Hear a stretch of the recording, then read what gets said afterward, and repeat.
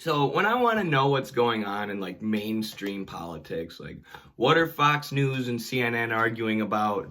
What are people on Twitter arguing about? Because normally I don't like to look at it myself. It just infuriates me. But to keep an eye on what's going on, sometimes I'll watch the Kyle Kulinski show, Secular Talk.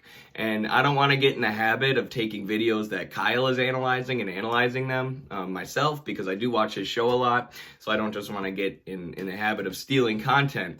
But he covered here Tucker Carlson arguing that the United States is in Afghanistan to enforce gender-neutral pronouns, to change the culture of Afghanistan, this country we've occupied for over 20 years.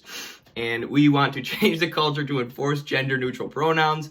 You know, we haven't quite been able to get gender-neutral pronouns here in the U.S., but the military-industrial complex and the Pentagon are just really focused on enforcing them in Afghanistan, I guess. So I wanted to cover this too because Kyle is obviously a social democrat. He's not a Marxist, so he doesn't have a systematic understanding of imperialism, right? He doesn't say imperialism is something baked into the system and actually it's necessary for capitalism to continue functioning. These capitalists need to reach their control into other countries and look to obtain the natural resources there so they can be extracted and sold at a profit.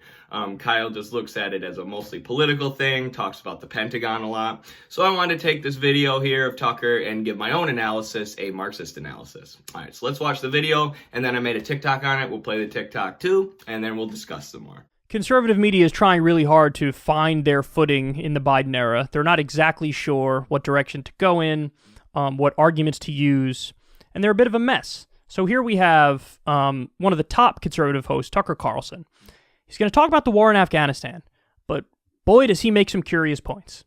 The American invasion of Afghanistan began way back in October of 2001 in response, of course, to 9/11.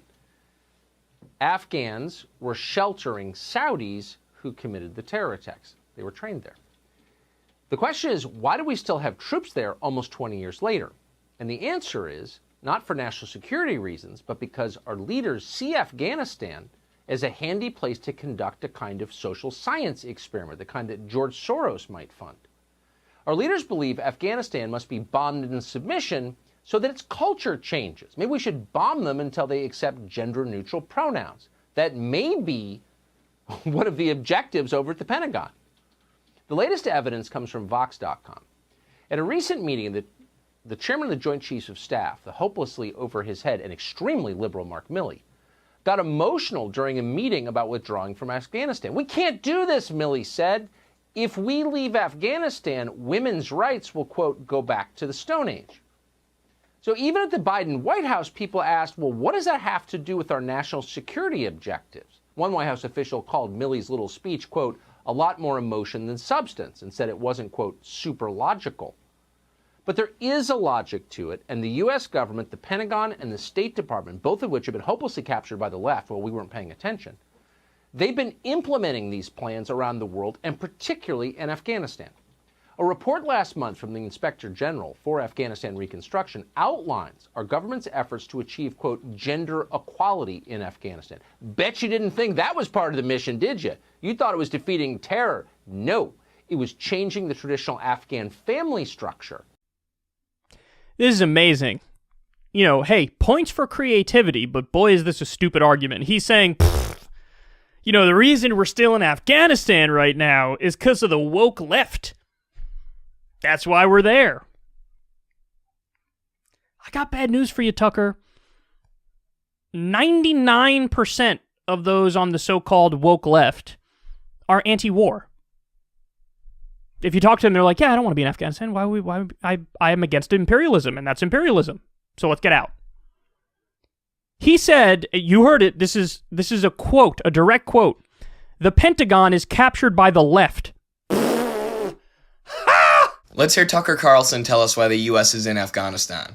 Our leaders believe Afghanistan must be bombed into submission so that its culture changes. Maybe we should bomb them until they accept gender-neutral pronouns. Yep, the US has been there for 20 years to enforce gender-neutral pronouns. The second every person in Afghanistan accepts gender-neutral pronouns, the US will leave. It has nothing to do with opium. There are no multinational corporations in the West who make a lot of money off opium. And it definitely has nothing to do with the weapons contractors who have been the head of the State Department for the last 20 years. The military-industrial complex doesn't seek to make money, they seek to enforce gender-neutral pronouns. Actually, the military trains the troops in Afghanistan's culture because the region is so destabilized. And the US has been there for so long, they're essentially a permanent neo-colonial fixture. So no, Tucker, they're not trying to enforce gender-neutral pronouns. What are you ever talking about? Alright, folks, so that was pretty interesting. So let's just talk why we're actually in Afghanistan. Why has the US been occupying this country for 21 years now, I think? The people being sent over there actually weren't even born when the conflict started. And as Tucker said, it started for 9/11. That's why we went in. But that was just the original lie, right? Now they have to move the goalposts and change the reason why we're over there to new, bigger and better lies and keep people distracted about it. And now that Joe Biden is the president, Tucker's coming up with this idea that we're in Afghanistan for gender-neutral pronouns, right? I'm thinking back to when Glenn Greenwald last week referred to Tucker Carlson as a socialist. I'm not sure that this is the position that a socialist would take, Glenn, that the U.S. has been occupying a country rich in mineral wealth and rich in opium to enforce gender-neutral pronouns, especially when gender-neutral pronouns aren't even enforced in our home country, but I digress. So the U.S. has been occupying Afghanistan mostly for mineral wealth that's in the mountains, but also opium. So the U.S. has been there for 21 years, and at this point, they're basically a neo-colonial permanent fixture in Afghanistan. You have Kabul, which the U.S. Military doesn't really go into or touch. It's basically the most industrialized urban area in Afghanistan, and then the rest of the area is very rural, very mountainous, and you have these U.S. military bases that are there, and they're shipping and harvesting tons of opium and saffron, usually using cheap Afghani labor. And Tucker said here the U.S. is trying to enforce their cultural values on Afghanistan. Actually, if you speak to people who have been over there, the military is highly trained in the culture of Afghanistan because they're such a permanent fixture there. They need to know how to communicate with these people. They need to know the different groups and how those groups feel about each other and how those groups feel about the U.S. Because this is an area that we've destabilized, right? We've been sitting in here harvesting tons of opium, and in Afghanistan during the winter, there's a lot of deaths that happen because the area is so impoverished. People have to run out and fetch water, and in the winter, you don't necessarily know if you can walk 10 miles to get your water every day or whatever. And then in the summer, when things heat up, it's called the fighting season.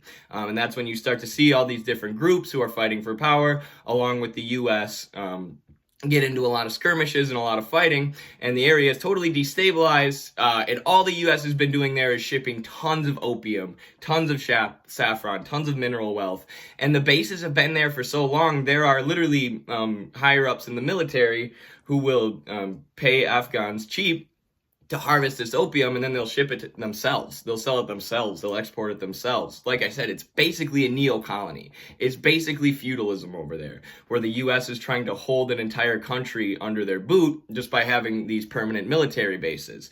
And they're making millions of dollars off the opium. And of course, we've got an opium crisis here in the U.S. It makes perfect sense. You know, these pharmaceutical companies are ginormous, and they profit heavily off the cheap Afghan labor. I don't think there's a secret agenda to enforce gender-neutral pronouns, you know.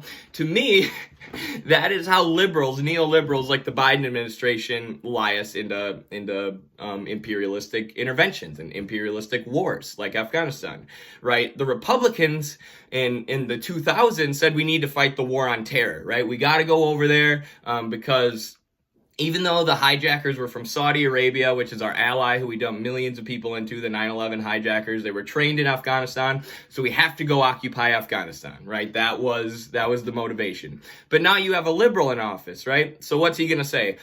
We need to be over there to enforce gender-neutral pronouns, right? Whatever the hot button issue on the left is here in the U.S., that's why we're over in Afghanistan, right? That's why we're killing people. That's wwhy we're selling millions of dollars in opium and minerals back here in the U.S. to these enormous pharmaceutical companies who are pumping our people full of opioids, right? It's so ridiculous. And I just want Lenin to come back so bad. Here, I have my little coin of Lenin that Carlos gave me. The reason that we are over there is because companies make a lot of money over there. And you hear Kyle's analysis here. He's like, Tucker says the Pentagon has been captured by the left, and Kyle laughs. Of course the Pentagon hasn't been captured by the left. The Pentagon is run by neoconservatives and neoliberals and private interests who profit heavily off of all our foreign wars.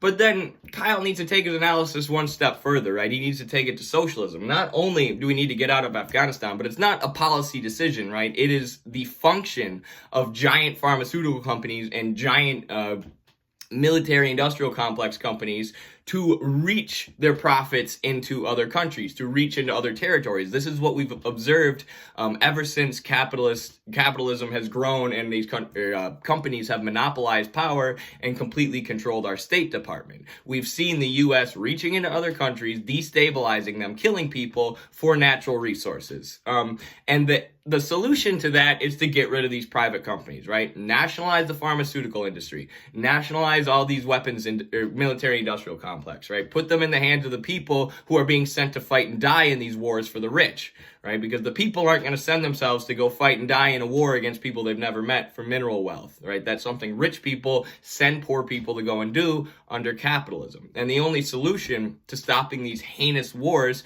and the heinous actions of the U.S. empire and military industrial complex over the last 80 years at least is socialism, is to take these private companies and put them in the hands of the people.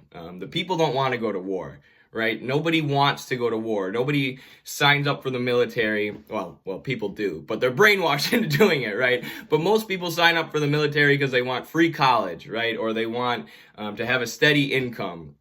And then they end up in these positions where you're working on a military base that essentially operates like a feudal colony, and you're seeing action every day for no reason, apparently, in this area that we've destabilized, and we say we're helping out, and we've been there for 21 years, right? And this is disgusting of the Biden administration too, right? This is the other part of my analysis. Yeah, Tucker's dumb, but Tucker's a professional propagandist, right? This is what he does for a living.